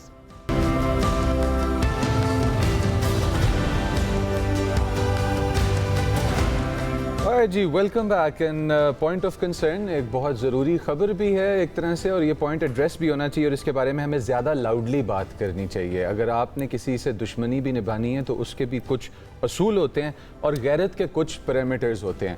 اب پولیٹزر سینٹر کے مطابق ایک رپورٹ پولیٹزر سینٹر نے جو شائع کی، اس کے مطابق تقریباً پاکستان میں 150 سے 200 کیسز اینولی کے آس پاس رینج ہوتی ہے کہ جہاں پہ ایسڈ تیزاب گردی، ایسڈ پھینک دینا کسی کے منہ پہ چہرہ مسخ کرنے کے لیے یہ کیسز رپورٹ کیے جاتے ہیں، اور یہ 400 تک بھی گیا نمبر کچھ سالوں میں۔ کوئٹہ کے اندر ایک سول اسپتال ہے، اس سول اسپتال کے اندر دل دلا دینے والا واقعہ پیش آیا کہ جہاں آن ڈیوٹی ڈاکٹر کے اوپر تیزاب پھینک دیا گیا، اور اس حملے کے بعد ڈاکٹر بھاگی اپنی جان بچانے کے لیے اور مدد کے لیے، کہ جہاں پہ موجود پیرامیڈک سٹاف عبدالرزاق نے آ کر میم کی ہیلپ۔ عبدالرزاق کو بھی ڈیمیج ہوا ہے۔ ڈاکٹرز کے مطابق کراچی شفٹ کرنے کے بعد ان کو بتایا گیا کہ آنکھ ان کی ٹھیک ہے، بینائی ان کی ٹھیک ہے، لیکن چہرے پہ، گردن پہ اور پیروں پہ ڈاکٹر صاحبہ کے بہت سخت زخم آئے ہیں، اور عبدالرزاق کو بھی اس ایسڈ کی وجہ سے ایسڈ برنز کا سامنا کرنا پڑا۔ عائشہ، 150 سے 200 کیسز تیزاب پھینک دینا کسی کے چہرے پہ یا کسی کے اوپر، یہ اس طرح کا کیس ہے کہ اگر آپ اپنے آپ کو خدا نخواستہ اس جگہ پر رکھ کر سوچیں، بینگ اے خاتون، آپ کو محسوس ہوتا ہے کہ آپ کا چہرہ آپ سے چھین لیا جائے، آپ کی شناخت ایک طرح سے آپ سے چھین لی جائے، اور انتہائی تکلیف دہ عالم میں آپ کو رہنا پڑے، تو پھر آپ کی بے بسی جو ہے نا اس کے بارے میں کوئی کچھ بھی نہیں کہہ سکتا۔ لیکن یہ بہت بڑا ظلم کیا گیا ہے ڈاکٹر مانور کے اوپر۔ ابھی تک کی انفارمیشن کے مطابق جس نے اٹیک کیا تھا اس کو ہلاک کر دیا گیا ہے، اور اس کے اوپر بھی بہت زیادہ احتجاج بھی کیا جا رہا تھا کہ بھائی اس کو انویسٹیگیٹ صحیح طرح سے کیوں نہیں کیا گیا، اسپیشلی جو اس ہاسپٹل کے ڈاکٹرز ہیں، ینگ ڈاکٹرز، ان کی طرف سے کافی زیادہ احتجاج کیا جا رہا تھا۔ ابھی تک کیا سچویشن ہے یہ جان لیتے ہیں، اور ایک چیز آپ کو بتا دیتے ہیں کہ عبدالرزاق خلجی جو پیرامیڈک تھا، ان کی بہادری کو سراہتے ہوئے حکومت بلوچستان نے ان کے لیے सिविल अवार्ड का भी ऐलान किया है। हमारे साथ मौजूद है मुआवन खुसूसी बराए दाखिला बलूचिस्तान बाबर यूसुफजई साहब। उनसे जानते हैं कि अभी तक मामलात कहाँ तक पहुँचे हैं, कितना इन्वेस्टिगेट किया गया है इस मामले को। बाबर साहब, thank you so much join करने के लिए। बताइएगा क्या पता चला है, कौन था वो शख्स, क्यों उसने ये अटैक कर दिया, क्यों इतना बड़ा जुल्म कर दिया एक ऐसी खातून के ऊपर जो मसीहाई के लिए हॉस्पिटल जाती थी लोगों की जानें बचाने के लिए? बिस्मिल्लाहिर्रहमानिर्रहीम। आयशा आपका शुक्रिया, मुजम्मिल आपका शुक्रिया। देखें, डॉक्टर्स जो होते हैं वो मसीहा होते हैं और वो मरीजों का और दुखी दर्द लोगों का, जो दर्द रखने वाले लोग होते हैं, उनका इलाज करते हैं। एक बहुत ही बड़ा सानिया और दिल दहलाने वाला वाकया पेश आया। मैं इस वाकये की जितनी मजम्मत करूं कम है। एक दरिंदे ने, एक हैवान ने दरिंदगी की मिसाल करते हुए उसने हमारी एक बहन को, हमारी एक डॉक्टर साहिबा को, डॉक्टर महानूर नासर साहिबा को उन्होंने निशाना बनाया, उनके ऊपर एसिड फेंका और एसिड फेंक कर उसने फरार होने की कोशिश की। डॉक्टर महानूर नासर साहिबा जो है वो पोस्ट ग्रेजुएट थी और एक ट्रेनी डॉक्टर थी सिविल हॉस्पिटल सर्जिकल वार्ड में। वो अपनी रोजमर्रा की जो जिम्मेदारियां हैं वो निभा रही थी। एक लिफ्ट ऑपरेटर जो सिविल हॉस्पिटल में ही काम करता है और उसका नाम हमायून शाह है, वो लिफ्ट से निकल कर आता है, जेब से एसिड निकालता है, डॉक्टर साहिबा के कमरे का जो डोर है वो नॉक करता है। डॉक्टर साहिबा जैसे ही दरवाजा खोलती हैं वो एसिड फेंकता है और एसिड फेंक कर फरार होने की कोशिश करता है। सिविल हॉस्पिटल की इंतजामिया बर वक्त इस पर एक्शन लेती है। डॉक्टर साहिबा को 5 मिनट के अंदर अंदर फर्स्ट एड फराम की जाती है। उसके बाद 1 घंटे के अंदर अंदर उनकी फैमिली की ख्वाहिश पर उन्हें आगा Khan hospital Karachi air ambulance के जरिए शिफ्ट किया जाता है।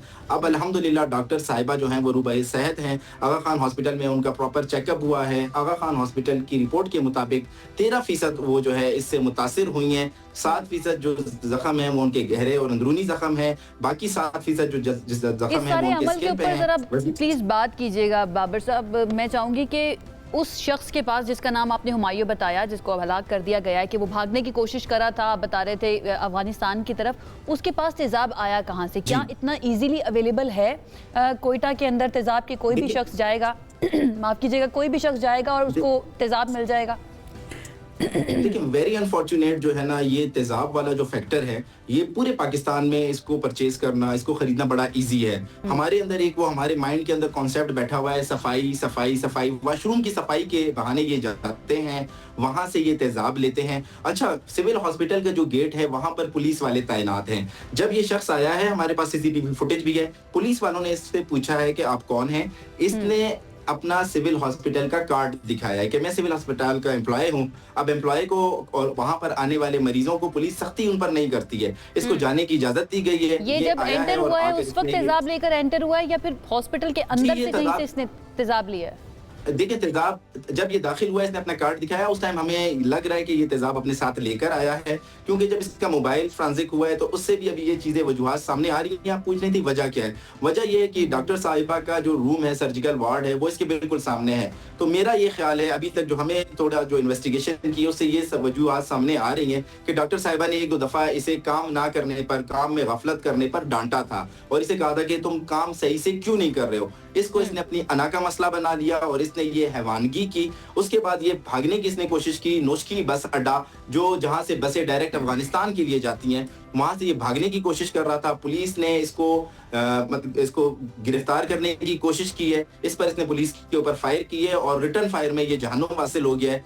मैं आपको एक बात वाज़ेह कर दूं, वज़ीर आला बलूचिस्तान एक चीज मैं चाहता हूं आप एड्रेस करते चलें कि एक तो ये तेजाब हम सभी जानते हैं कि बासानी किसी भी परचून की दुकान से अवेलेबल होता है। इसके ऊपर गवर्नमेंट अगर कोई स्टेप ले तो एक बहुत अच्छी बात होगी। आई थिंक हमारे पास और कई इस तरह के केमिकल फार्मूलाज मौजूद हैं कि जिनसे हम लोग अपनी सैनिटरी और हाइजीन नीड्स का जो कि है वो काफ़ी अच्छा ख्याल और ध्यान रख सकते हैं। तेज़ तेज़ाब मौजूद नहीं होना चाहिए दुकानों पर टू बिगिन विद। दूसरा ये कि पुलिस के ऊपर फायरिंग कर दी बॉर्डर पे। एक अदद लिफ्ट ऑपरेटर लेवल के, क्लीनर स्टाफ लेवल के आदमी ने डॉक्टर के ऊपर तेजाब फेंकने के बाद ये हमारी ओवरऑल सिक्योरिटी सिचुएशन के बारे में क्या बताता है? देखिए मुज़म्मिल, सबसे पहले तो मैं आपसे एग्री करता हूं कि दुकानों पर इस तरह तेजाब बेचने पर सख्ती से ममानियत होनी चाहिए और हुकूमत बलूचिस्तान इस हवाले से इक़दाम कर रही है। कानून पहले से मौजूद है, अब हम इसको सख्ती से इस पर इम्प्लीमेंट करवाएंगे। कुछ जो रजिस्टर्ड स्टोर होंगे वहां पर इस तरह की चीजें दस्तयाब होंगी। हर आम और खास दुकान पर हम इसकी फरोख्त को हर सूरत में جو ہے ختم کرائیں گے اور بند کروائیں گے. سیکنڈ چیز دیکھیں, اس کے مائنڈ میں اس ٹائم یہ آئیڈیاز تھا, یہ ایک دن اس نے پلان نہیں کیا ہوگا, تو 3-4 دن میں اس نے پلان کیا ہوگا کہ میں نے اس طرح سے جانا ہے اور اس طرح مجھے سیف ایگزٹ ملے گا. اس نے کسی سے پسٹل بھی لی ہوگی, اس نے کسی سے ویپن بھی لیا ہوگا, اور اس نے پورا یہ پلان کیا ہوا تھا کہ میں یہ پھینک کر یہاں سے پسٹل سے جو ہے نا فائر کر کے بھاگ جاؤں گا, وہاں سے میں جا کر بس پہ بیٹھوں گا اور بس سے میں افغانستان فرار ہو جاؤں گا اور مجھے کوئی پوچھنے والا نہیں ہوگا. یہ سیکیورٹی فورسز کو اس کا کریڈٹ جاتا ہے, کوئٹہ پولیس کو اس کا کریڈٹ جاتا ہے کہ انہوں نے آدھے گھنٹے کے اندر کامبنگ اور سرچ آپریشن کر کے پورے شہر میں ناکہ بندی کر کے سیف سٹی کیمراز سے ملزم کا سراغ لگایا اور اس کے پیچھے سے گرفتار کرنے گئے, اور وہاں پر وہ پولیس مقابلے میں جہنم حاصل ہو گیا. اس میں سیکیورٹی میں سمجھتا ہوں لیپس کوئی نہیں تھا. ٹھیک ہے بابر صاحب, ان سب کے باوجود اگر ہم ایک خاتون کے پوائنٹ آف ویو سے سوچیں جن کی زندگی ایک طرح سے, ان کا فیوچر ایک طرح سے برباد ہی کر دیا گیا ہے نا, ان کے لیے کیا کیا جائے گا؟ کیونکہ ان کے ساتھ وہ عمل تو گزر چکا ہے, وہ اس تکلیف میں ہیں, ان کا فیوچر اب اس کے مطابق طے ہوگا کہ ان کو کس طرح کا ٹریٹمنٹ ملتا ہے یا کس طرح کی ان کو فیسلٹیز دی جاتی ہیں. ڈاکٹر ماہنور کے لیے بلوچستان گورنمنٹ اب بتائیے گا کیا کر رہی ہے؟ دوسرا یہ کہ وائی ڈی اے کے ساتھ جو آپ کے مذاکرات چل رہے تھے, کیونکہ وائی ڈی اے کافی احتجاج بھی کر رہی ہے اس ایشو کے اوپر, وہ کہاں پر پہنچے ہیں, ان کا کیا سٹیٹس ہے؟ عائشہ دیکھیں, وزیر اعلیٰ بلوچستان میر سرفراز بگٹی ایک دفعہ نہیں متعدد بار یہ کہہ چکے ہیں اور واضح کر چکے ہیں کہ بلوچستان کی ماں بہن بیٹی, مائیں بہنیں بیٹی ہماری ریڈ لائن ہے اور اس کے اوپر ہم کوئی کمپرومائز نہیں کریں گے. اس حیوان نے جو حرکت کی ہے, اس کے بعد میں اپنی ماؤں بہنوں بیٹیوں کو یقین دلاتا ہوں کہ انشاءاللہ آئندہ کوئی آپ کے خلاف ایسا کرنے کا سوچے گا بھی نہیں. ہم اپنی بہنوں کو زیادہ سے زیادہ سیکیور کریں گے, وومنس کو امپاور کریں گے.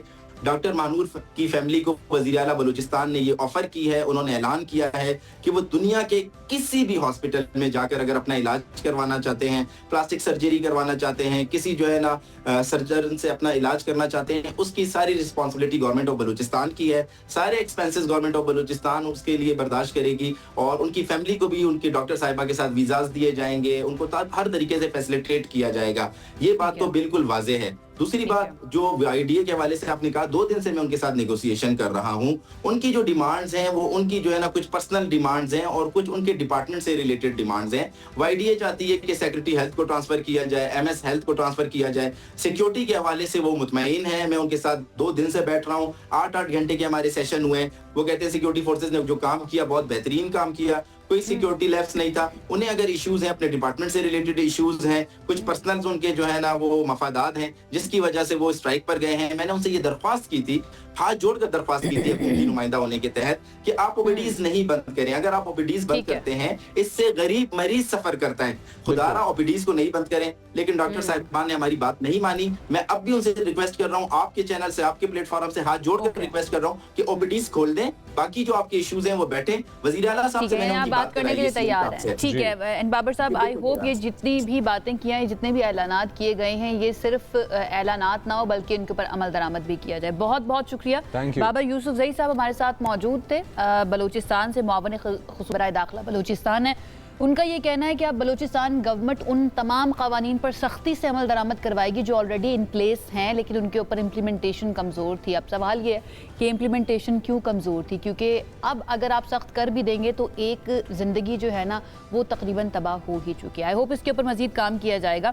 آگے بڑھ جاتے ہیں اور آگے بڑھ کر بات کر لیتے ہیں کہ ہمارے اپ کمنگ چیلنجز جو ہیں اور ان کے لیے کیا کیا جا رہا ہے, کیا انتظامات کیے جا رہے ہیں. جی اچھا, پاکستان ایک بڑے ٹرکی سے جگہ پہ ہے. اگر ہم گلوبلی دیکھیں, ہماری جو کہ پوزیشن ہے جیولوجیکلی بھی ہم لوگ ایک بڑا ورسٹائل سا لینڈسکیپ ہے, اور ہمارا بہت کم ڈسٹنس پہ بڑی ہائی پیکس اور پھر ہمارے ڈیزرٹس آتے ہیں. اس کا یہ مطلب ہے کہ ویدر سسٹمز ہمیں ایک براڈ اسکیل پہ امپیکٹ کرتے ہیں, چاہے وہ نیچے پنجاب کا, سندھ کا یا اوپر ناردرن ایریاز کا ہو. لیکن گلوبل وارمنگ جو پوری دنیا کے ٹیمپریچر کو چینج کر رہی ہے, اس کا اثر اب ڈائریکٹلی ہمارے گلگت بلتستان میں موجود اور کشمیر ریجن میں موجود جو گلیشیئرز ہیں وہ ایبزارب کر رہے ہیں, اور اس کی ایبزارب کرنے کی وجہ سے وہ تمام تر گلیشیئرز میلٹ کرتے جا رہے ہیں. این ڈی ایم اے کی تازہ ترین جو وارننگ ہے کھلی تصدیق کرتی ہے کہ پاکستان کے بالائی علاقوں میں موسمیاتی تبدیلی کے جو خطرے ہیں وہ اب خطرے کی لمٹ تک نہیں رہے ہیں, بلکہ براہ راست اس کے اثرات اور اس کے ایفیکٹس دیکھے جا سکتے ہیں. گلگت بلتستان اور آزاد کشمیر میں 7,000 سے زائد گلیشیئرز موجود ہیں,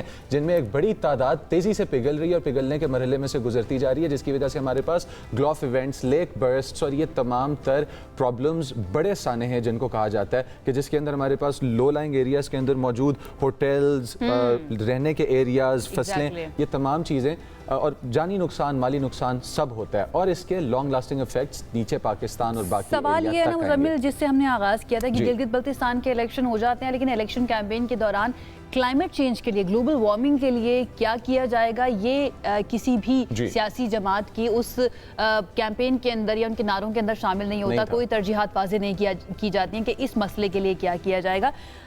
कितना ज़्यादा ख़तरा है, हम कहाँ पर स्टैंड करते हैं, पाकिस्तान में होने वाले इंतजामात क्या काफ़ी हैं इस अपकमिंग चैलेंज के लिए, ये सब कुछ डिस्कस करते हैं। हमारे साथ मौजूद है माहिर माहौलियात हैं ज़ैनब नईम साहिबा। अस्सलाम वालेकुम ज़ैनब साहिबा, thank you so much join करने के लिए। वर्ल्ड एनवायरनमेंट डे गुजरा है, आज वर्ल्ड ओशन डे भी है, जो कि बार बार हमें याद दिलाता है कि हमें अपने एनवायरनमेंट का बहुत ज़्यादा ख्याल रखना है। पाकिस्तान में रखा जा रहा है? अनफॉर्चुनेटली इसका कोई एक रिस्पांस नहीं होगा, क्योंकि अवेयरनेस तो आ गई है, लेकिन जहाँ तक पॉलिसीज़ की बात है, हम बहुत अच्छी पॉलिसीज़ बनाते हैं, लेकिन जब इन्फोर्समेंट की बात आती है तो वहाँ हम लैग कर जाते हैं, क्योंकि तरजीहात का मसला है। पाकिस्तान में अभी जैसे आज वर्ल्ड ओशंस डे भी है, तो ओशंस एक्ट करते हैं कार्बन सिंक्स के तौर पे, जंगलात एक्ट करते हैं कार्बन सिंक्स के तौर पे, इसी तरह हमारे वेटलैंड्स एक्ट करते हैं कार्बन सिंक्स के तौर पे। पाकिस्तान को अल्लाह ताला ने इन सारी नेमतों से नवाजा हुआ है, लेकिन जब समंदर गर्म होना शुरू होते हैं तो फिर वहाँ पे, जिसका मतलब ये है कि ग्रीन हाउस गैस एमिशन ज़्यादा बढ़ गई हैं, समंदर अपने अंदर ज़्यादा जज्ब कर रहे हैं, तो फिर वो सिचुएशन होती है जिससे आजकल ना सिर्फ पाकिस्तान बल्कि और खित्ते भी सफ़र कर रहे हैं। ये हीट डोम आप सुन रहे होंगे, एक प्रेशर एल-नीनो के बारे में हम सुन रहे हैं कि वो या तो 2026 या 2027 के अंदर उसके बहुत ज़्यादा असरात आ सकते हैं। जी, एल-नीनो सबसे पहले बात ये कि जो बहरुल काहिल है वो आपका वेदर एमिलियोरेटर या क्लाइमेट एमिलियोरेटर कहते हैं, यानी पूरी दुनिया के लिए वो ऐसे काम करता है जैसे कि एसी इन्वर्टर हो। पैसिफिक ओशन, बिल्कुल पैसिफिक ओशन, तो उसमें जो है उसका टेम्परेचर जब 0.5 डिग्री सेल्सियस से तजावुज़ करता है तो एल-नीनो की सिचुएशन शुरू होती है, जिसका मतलब ये है कि वो गर्म पानी डिस्ट्रीब्यूट कर रहे होते हैं एशिया, अमेरिका, ऑस्ट्रेलिया की तरफ, लेकिन जब पैसिफिक ओशन का टेम्परेचर 2 to 3 डिग्री सेल्सियस तक बढ़ जाता है तो वो एल-नीनो की भी एक सुपर फॉर्म होती है। इसलिए ये टर्मिनोलॉजी आप सुपर एल-नीनो सुन रहे हैं, ऑल्दो ये साइंटिफिकली कहीं यूज़ नहीं होता, लेकिन उसको एक्सप्लेन करने के लिए कहा। इसके असरात क्या होते हैं? इसके असरात ये होते हैं कि एक तो शदीद गर्मी, कहत साली, और इसका ये मतलब नहीं कि बारिशें नहीं होती, गर्मी मुसलसल बढ़ती रहती है, लेकिन गर्मी की वजह से जो नमी वाली हवा है वो भी मौजूद रहती है। तो कोई भी वेदर सिस्टम वहाँ बादलों का अगर मौजूद है तो वो एकदम से क्लाउड बर्स्ट वाली सिचुएशन हो जाती है। अच्छा, यूजुअली ये देखा जाता है व्यूअर्स के आपके जो सनलाइट है वो आपकी क्रॉप्स के लिए बड़ी हेल्दी चीज़ है अगर आपको एडिक्वेट पानी मिल रहा है, लेकिन अगर एक टेम्परेचर ख़ास तजावुज़ कर जाए ख़ास टेम्परेचर से तो आपके फसल, पत्ते, ये चीज़ें जलना शुरू हो जाती हैं, जिस वजह से हमारे पास एग्रीकल्चरल प्रोड्यूस में भी कमी आ सकती है। थोड़ा सा इस पर ज़रा डिटेल में जाइएगा कि हमारा Gilgit Baltistan Kashmir reason 7000 glaciers as temperature regulators for Pakistan and the south Asian region, कितना इंपॉर्टेंट है इनको प्रिजर्व करना, प्रोटेक्ट करना? ये हमारे स्ट्रेटिजिक वाटर टावर्स हैं और ये हमारी डायरेक्ट नेशनल सिक्योरिटी के लिए ज़रूरी है, ख़ास तौर पे पानी। अब आपको पता है पिछले साल Indus water treaty and everything, तो ये अगर हम प्रोटेक्ट नहीं करेंगे तो जो अपस्ट्रीम पे मसला होगा तो डाउन स्ट्रीम यानी आपकी कोस्टल बेल्ट तक वो मसला जाएगा, जैसे अभी आप बात भी कर रहे थे। मसला ये है कि ग्लेशियर्स जो हुंजा बेसिन के ग्लेशियर्स हैं वो सबसे ज़्यादा थ्रेटेंड हैं और इस वक्त वहाँ पर जो नकल मकानी हो रही है, हम समझते हैं कि ग्लोफ आता है लोग मूव कर जाते हैं, पर ऐसा नहीं है। ग्लोफ आता है तो लोग फिर वापस चले जाते हैं, लेकिन वहाँ पर जो एग्रीकल्चर प्रैक्टिसेस हैं वो क्लाइमेट चेंज की वजह से इतनी मुतासिर हो गई हैं कि इस वजह से वहाँ के लोग यहाँ नकल मकानी जो ऑलरेडी बहुत कम है, वहाँ बहुत ज़्यादा ऑलरेडी कम है, तो वहाँ पे सबसे बड़ा इशू क्लाइमेट चेंज है। ग्लोफ 300% तेज़ी से ग्लेशियर जब पिघलना शुरू हो जाएं, फिर वहाँ पे लोगों के पास क्लीन कुकिंग एक्सेस नहीं है। तो एक तो है ना ग्लोबल क्लाइमेट चेंज की एमिशंस, एक लोकल एमिशंस का फैक्टर है। जब टूरिज्म होता है तो डीजल वाली गाड़ियाँ वहाँ जाती हैं और फिर वहाँ पे लकड़ियाँ जलाने से जो है वो अपना हीटिंग सिस्टम रखते हैं, उससे ब्लैक कार्बन एमिशंस निकलती हैं, काले ज़र्रात होते हैं जो फिर आपके ग्लेशियर्स पे डिपॉजिट होते हैं और वो सूरज की शुआओं को ज़्यादा एब्जॉर्ब करते हैं, तो उससे ग्लेशियर मजीद मेल्ट होते हैं। तो अनफॉर्चुनेटली ये प्रायोरिटी नहीं है। तो अभी क्या खतरा है? फिर अभी मानसून सीजन शुरू होने वाला है और पिछले चंद सालों से हम देख रहे हैं कि सैलाब बहुत बड़ी तादाद में आते हैं। क्या इस मरतबा वैसी ही सिचुएशन हमें देखनी पड़ेगी जैसी पिछले साल थी या उससे वर्स हो सकती है? अच्छा, इंटरेस्टिंगली मानसून सीजन इस दफ़ा ऑल्दो पाकिस्तान में normal to below normal rainfall expected है, लेकिन नॉर्दर्न एरियाज़ में अबव नॉर्मल एक्सपेक्टेड है, जिसका मतलब ये है कि ये ग्लेशियर फेड इरिगेशन पे 215 मिलियन लोग आपके डिपेंड कर रहे हैं पाकिस्तान में सिर्फ। तो जब वहाँ ग्लेशियर फटते हैं, क्योंकि स्टोरेज कैपेसिटी नहीं है तो दरिया बिफर जाते हैं, तो वहाँ पर तो फ्लडिंग फ़ौरन शुरू हो जाती है और अगर खुदा न खास्ता क्लाउड बर्स्ट जैसा कोई मामला हो जाए तो वो लोग वैसे ही बहुत ज़्यादा मुतासर होते हैं। تو وہاں پہ ارلی وارننگ سسٹمز بھی ویدر اتنا انپریڈکٹیبل ہو گیا کہ وہ فیل ہو جاتا ہے. اچھا ہمارے پاس این ڈی ایم اے نے جو پیش گوئی کی ہے 7 سے 12 تک کی, اور اس کے اندر ہمارے پاس تمام تر ریجنز جو سندھ سے لے کے, مطلب اگر ہم افغانستان بارڈر سے اندر کاؤنٹ کرنا شروع کر دیں بلوچستان کی سائڈ, اور پھر نیچے سے جو آرک بنتا ہے ہمارا اوپر پنجاب تک, اور پنجاب سے پھر نارتھ کو کنیکٹ کرتا ہے, کافی بڑا ایریا ہے جو ہیٹ ویو سے امپیکٹ ہوتا ہے. اس ہیٹ ویو کے لیے کیا ہم لوگوں کی ایکسپیکٹیشنز ہیں, اور یہ جو ہیٹ ویوز کا ریگولرلی آنا ہے اس کا نیگیٹو امپیکٹ ہمارے انوائرمنٹ پہ کتنا ہو رہا ہے؟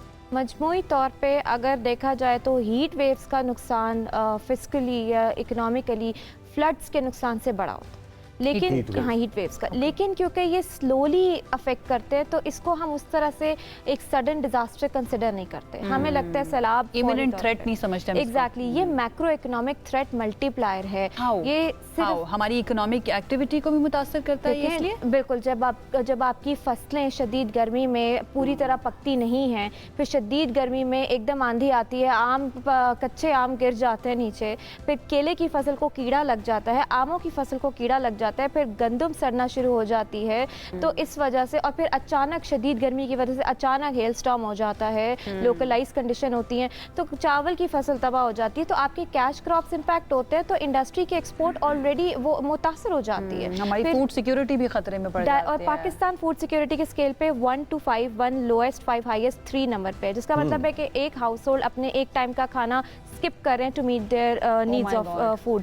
تو یہ ایک میکرو اکنامک چیلنج ہے فوڈ انسیکیورٹی کا. دوسری بات یہ کہ پبلک ہیلتھ ایمرجنسی ہے. لیکن جب 45 ڈگری سیلسیس پہ ٹیمپریچر جاتا ہے جو کہ پریڈکٹڈ ہے کوسٹل ایریاز میں, یا ویسے بھی اگر نمی والا موسم ہو, اس کو ہم ویٹ بلب ٹیمپریچر کہتے ہیں. ایک انسانی جسم 37 ڈگری سیلسیس سے اوپر جب ٹیمپریچر ہوتا ہے تو اس کا جسم ڈیگریڈ ہونا شروع ہو جاتا ہے, ان سینس کہ فزیولوجیکلی انزائمز اور ہارمونز اس طرح سے کام نہیں کرتے, ڈی ہائیڈریشن ہو جاتی ہے. پھر مینٹل اسٹریس, جس کو ابھی ہمارے ملک میں انفارچونیٹلی کنسیڈر نہیں کیا جاتا as non economic loss and damage. تو 30 سے 50 منٹ کے درمیان اگر کوئی بندہ ایسی سچویشن میں باہر ہے, خاص طور پہ بوڑھے اور بچے, تو دے کین کولیپس, اور یہ بہت بڑی ایمرجنسی ہے. اس کے لیے بہت ضروری ہے کہ ہم اس کو, we are not ready for it. Thank you so much جناب, اتنا آرٹیکولیٹلی ہمیں بتانے کے لیے کہ کیا کیا نقصانات ہو سکتے ہیں. آپ کی صحت خطرے میں ہے, آپ کی فوڈ سیکیورٹی خطرے میں ہے. آپ اگر اکنامک ایکٹیویٹی کرنا چاہتے ہیں ناردرن ایریاز کے اندر اور وہاں کے رہنے والے ہیں, تو وہ آپ کا رہنا اور آپ کی جانے کی وجہ سے, وہاں پر کھانا پکانے کی وجہ سے جو آپ کیا کہتے ہیں اس کو, کاربن فٹ پرنٹ چھوڑ رہے ہیں, بلیک کاربن فٹ پرنٹ چھوڑ رہے ہیں, وہ سب کچھ خطرے میں پڑ جاتا ہے اگر آپ صحیح طرح سے پالیسیز نہیں بنائیں گے اور اس کے اوپر عمل درآمد نہیں کریں گے. کوشش ہماری یہی ہے کہ بار بار اس کو ڈسکس کرتے رہیں تاکہ جو اسٹیک ہولڈرز ہیں جنہوں نے فیصلے کرنے ہیں وہ اس کے اوپر کچھ کر سکیں. ہمارا کام ہے صرف ہائی لائٹ کرنا, وہ ہم کرتے رہیں گے. ایک بریک کی طرف جاتے ہیں. Stay with us.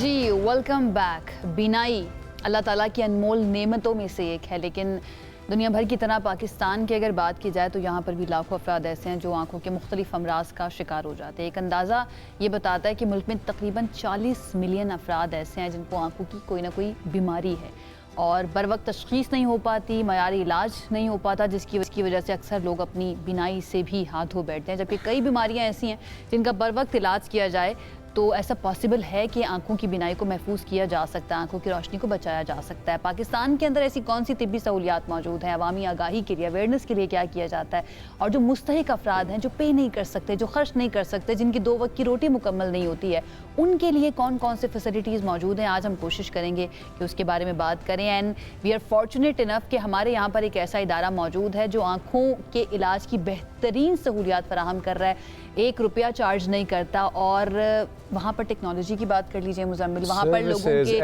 ڈاکٹرز کے کنڈکٹ کی بات کر لیجئے, ہر چیز جو ہے نا وہ ٹاپ پر ہمیں نظر آتی ہے. ہم کس ادارے کی بات کر رہے ہیں؟ ہم شفا ٹرسٹ کی بات کر رہے ہیں, اور اس ٹاپک میں ڈائیو کرنے کے لیے, ڈیلو کرنے کے لیے ہمارے پاس میجر جنرل ریٹائرڈ رحمت خان صاحب, we happen to have him here in the studios with us, obliged and also a little overwhelmed because ان کا جو سروسز میں ایکسپیرینس ہے, اور پھر اس کے بعد اب شفا آئی ٹرسٹ کے پریزیڈنٹ کے طور پہ جس طرح سے لیڈ کر رہے ہیں اس مشن کو, تو اس ایکسپیرینس سے ہم جانیں گے کہ کس طرح سے لوگوں کی زندگی میں بہتری لائی جاتی ہے. جس طرح عائشہ نے کہا کہ 1 روپیہ چارج نہیں کرتے مستحق لوگوں سے, میرا پرسنل اپنا ایکسپیرینس بھی رہ چکا ہے کچھ اسی طرح کا. السلام علیکم سر. وعلیکم السلام جی, thank you very much, thank you for a very impressive introduction. Glad to have you on the show.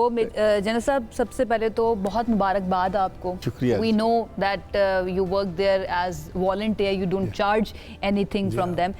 और इसी तरह से वो चीज़ trickle down भी होती है, and you know they don't charge to the people as well. Yes, yes.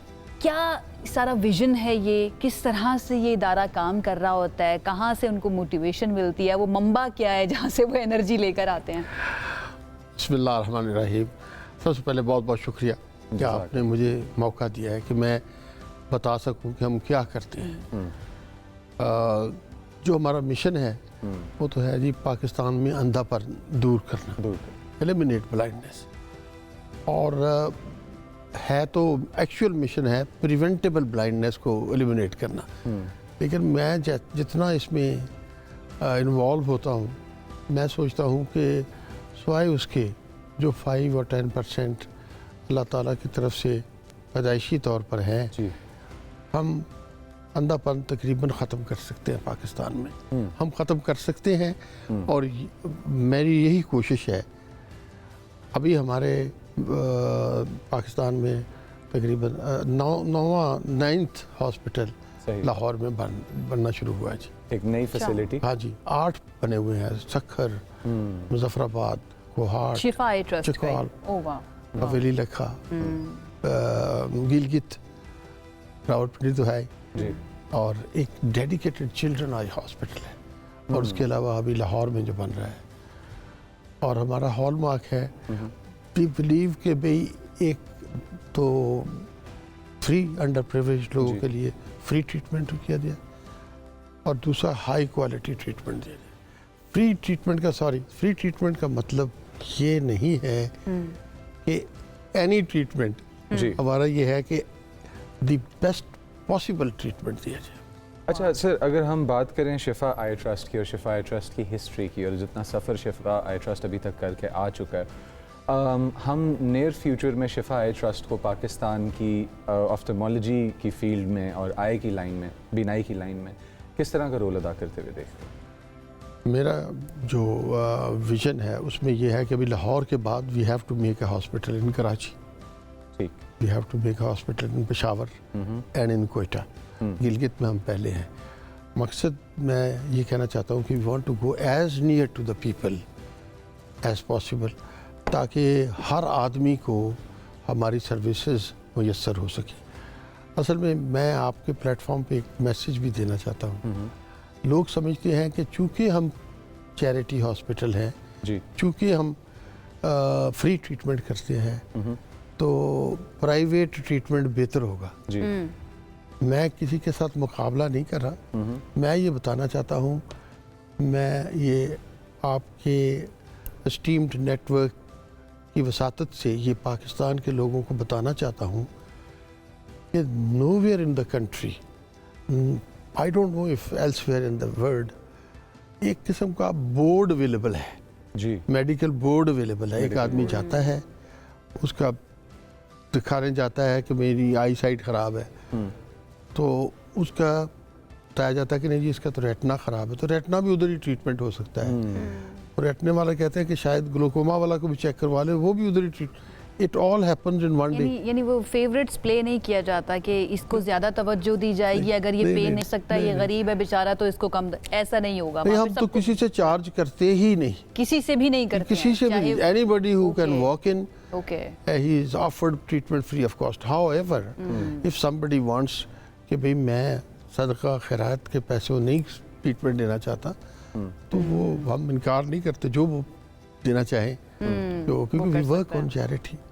और ये पाकिस्तान लोगों का बहुत पाकिस्तानी लोगों का बहुत शुक्रिया, यहाँ या बाहर, ये उन्हीं की वजह से चल रहा है। पाकिस्तान, अगर हम सिर्फ पाकिस्तान के इस हॉस्पिटल की बात करें, एक साल के अंदर कितने पेशेंट्स को ट्रीट किया जाता है और उसके ऊपर खर्चा कितना आता है? मैं बताता हूँ, इस साल जून में हमने क्लोज करना है, 30 जून में हमने तकरीबन 20 लाख लोगों का ट्रीटमेंट किया जी, और 1 लाख लोगों की सर्जरी की है। अब तो 21 लाख लोगों को हमने फ्री ऑफ कॉस्ट ट्रीट कर दिया। अच्छा, लाहौर का जो प्रोजेक्ट है, उसको, लाहौर के प्रोजेक्ट को थोड़ा सा ज़रा डिस्क्राइब करें कि ये कितना बड़ा प्रोजेक्ट है और क्या टारगेट्स हैं? लाहौर के प्रोजेक्ट में थोड़ी सी बैकग्राउंड बता दूं जी। जी। बहुत ही इन्फ्लुएंशियल, बहुत सीनियर लोग मेरे पास आए, ट्रीटमेंट करवाते थे और अल्लाह ताला ने उनको शफा बख्शी। तो वो 2 साहब, मैं नाम नहीं लेना चाहता क्योंकि मैंने उनसे इजाज़त नहीं ली, तो उन्होंने मुझे कहा कि लाहौर क्यों नहीं तुम खोलते, और मैंने कहा जी मुझे ज़मीन अगर मिल जाए तो we will open a hospital. उन्होंने मुझे कहा जी आप chief minister is very keen to support such initiatives, तो आप उनको लेटर लिखे तो हम भी सपोर्ट करेंगे आप। तो शी वॉज वेरी काइंड। हमें 8 एकड़ ज़मीन मिल गई 1 साल पहले, 1.25 साल पहले। We have taken a year and 3 months to plan this hospital. और मैं यहाँ आपके प्लेटफॉर्म पे ये चैलेंज करता हूँ कि this will the best hospital in the region, not in Pakistan. 8 एकड़ मतलब 64 कनाल। 64 कनाल में eye hospital. It will be 2,000 patients को at one time out patient department, 25 operation theatre हो, 205 बेडेड हॉस्पिटल होगा ये माशाल्लाह। ये और हर डिपार्टमेंट होगा, starting from cataract to I cancer, her department होगा इसमें। ज़िंदगी में जब आप हिस्ट्री पढ़ते हैं तो कोई भी बड़ा काम जब भी हुआ है तो वो एक सोच से ही शुरू हुआ है, तो वो सोच जो है उसके बारे में मैं चाहूँगी थोड़ा सा आप हमें बताइए, कहाँ से शुरू हुआ था, क्या जर्नी रही है और क्या उस मंजिल तक पहुँच गए हैं, या ये सिलसिला और ये सफ़र अभी जारी है जहाँ पर पहुँचना चाहते हैं? ये जनरल जहादात खान 1986 में वो आर्मी से रिटायर हुए। लास्ट उनकी पोजीशन थी जनरल ज़ियाउल हक के ज़माने में, गवर्नर थे सिंध में, और उन्होंने ये फ़ैसला किया, उनकी सोच थी कि पाकिस्तान में अंधापन दूर करने के लिए एक अदारा कायम किया जाए जी। और उन्होंने ये शुरू किया, उनके साथी साथ मिले ट्रस्टीज़, उन्होंने काम शुरू किया और 2011 में वो फौत हो गए। उसके बाद जनरल हामिद जावेद साहब, वो भी 2019 में, then the trustees elected me as the president of the trust. I was one of the trustees. सोच ये है जी कि पाकिस्तान में अंधापन दूर करना है। सोच ये है कि पाकिस्तान में गरीब आदमी को जो अफोर्ड नहीं कर सकता उसको हाईएस्ट पॉसिबल क्वालिटी ट्रीटमेंट देना चाहिए। बिल्कुल। मैं आपको ये बताना चाहता हूँ जी, हमारे एक इंसिडेंट बताना चाहता हूँ। हमारे एक जाने पहचाने आदमी दोस्त हैं, लाहौर में रहते हैं, उनको प्री मेच्योर बेबी पैदा हुई, तो उन्होंने लंदन में एक क्रिटिकली इल चिल्ड्रन के लिए एक हॉस्पिटल है जो only treats critically ill children, not I all disease. वो है जी ग्रैंड ऑर्मंड स्ट्रीट हॉस्पिटल। तो उन्होंने उनके आई डिपार्टमेंट को कांटेक्ट किया, he is a very rich man, कि आप मेरी बेटी आएगी तो हम, उन्होंने एयर एम्बुलेंस बुक करवाई और लेके जाना चाहते थे। तो वहाँ ग्रैंड ऑर्मंड स्ट्रीट हॉस्पिटल उन्होंने बताया कि आप क्यों उसको लेके आ रहे हैं, छोटी बच्ची को, प्री मेच्योर है, अंडर वेट है, आप उसे अल शफा ट्रस्ट, और ये ऑर्मंड स्ट्रीट बता रहे हो, ऑर्मंड स्ट्रीट उनको बता रहा है कि अल शफा ट्रस्ट में ले जाओ। उन्होंने कहा किस डॉक्टर से ट्रीटमेंट करा? उन्होंने कहा डॉक्टर अमजद से ट्रीटमेंट करा लो, डॉक्टर रदीम से ट्रीटमेंट करा लो।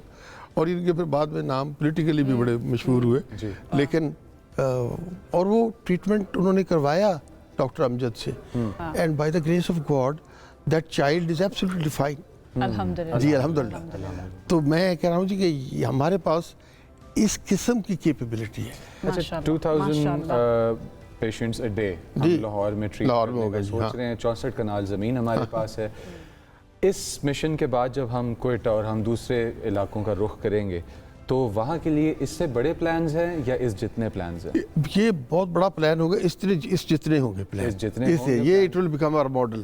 Sir, we wish you and your team the best of luck. और मैं चाहूँगी कि आप कुछ कहना चाहें जो इस वक्त लोग सुन रहे हैं कि किस तरह से वो मदद कर सकते हैं शिफाई ट्रस्ट की, प्लीज़ ऑल योर्स। देखिए, हम तो ये हमारा मिशन है कि पाकिस्तान में अंधापन दूर करना है, और हम चैरिटी ऑर्गेनाइजेशन है। मैं इस प्रोग्राम में 2 बातें कहना चाहता हूँ। जो मेरी नंबर 1 रिक्वेस्ट है to the people of Pakistan कि हमें ट्राई करें जी। अगर कोई बीमारी है उसको डोंट लुक फॉर कि भी मैं नाम हो, पता चले प्राइवेट हॉस्पिटल में करवाया इतने पैसे, नहीं, हमें ट्राई करें। और दूसरा ये है کہ اگر اللہ تعالیٰ نے آپ کو دیا ہے those who are given more are expected to give more and you know اگر اپنا ٹریٹمنٹ کے ساتھ ایک اور آدمی کا 2 اور آدمیوں کو بھی ٹریٹمنٹ ہو جائے. اور میں آپ کو بتاؤں یہ لاہور ہاسپٹل کی میں نے بات کی تھی جی, تو وہ ہم نے تو ایک بات کی, اس نے کمال کر دیا. تو وہ there is a lady doctor in Glasgow who rang me up from there کہ جنرل صاحب میں نے آپ کے لیے £1 ملین آپ کے اکاؤنٹ میں جمع کرا دیا ہے.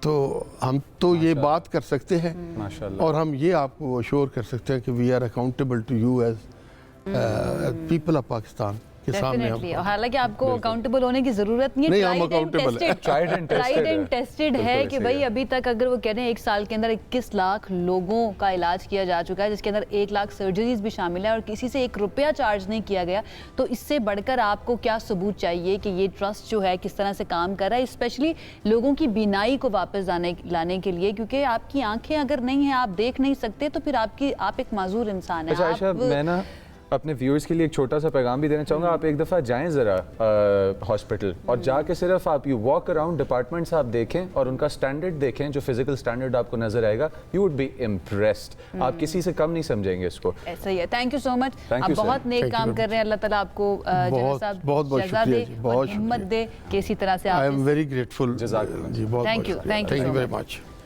بھائی کیا بات ہے, اس طرح کے جب بھی ہم سیگمنٹس کرتے ہیں نا, تو ایک تو دل کے اندر نا تھوڑی سی ذرا چوڑا پن بھی آ جاتا ہے کہ بھئی ہاں پاکستان کے اندر اس طرح کے پروجیکٹس اور اس طرح کے لوگ موجود ہیں جو یہ کام کر رہے ہیں. ایٹ دا سیم ٹائم انسانیت کے اوپر یقین بھی بڑھتا جاتا ہے کہ جہاں ایک طرف ہمیں ظلم نظر آ رہا ہے, وہیں پر ایسے لوگ بھی نظر آ رہے ہیں. ہوپ ہمیں نظر آ رہی ہے کہ جو دوسروں کے لیے کام کر رہے ہوتے ہیں اپنی زندگی سے وقت نکال کر, اور یہ مثالیں ہمارے سامنے موجود ہیں. اسی کے ساتھ وقت ہوا جاتا ہے ختم. میں مزمل علی خان, میرے ساتھ the great Ayesha Yousuf, signing off. Take care. اللہ حافظ.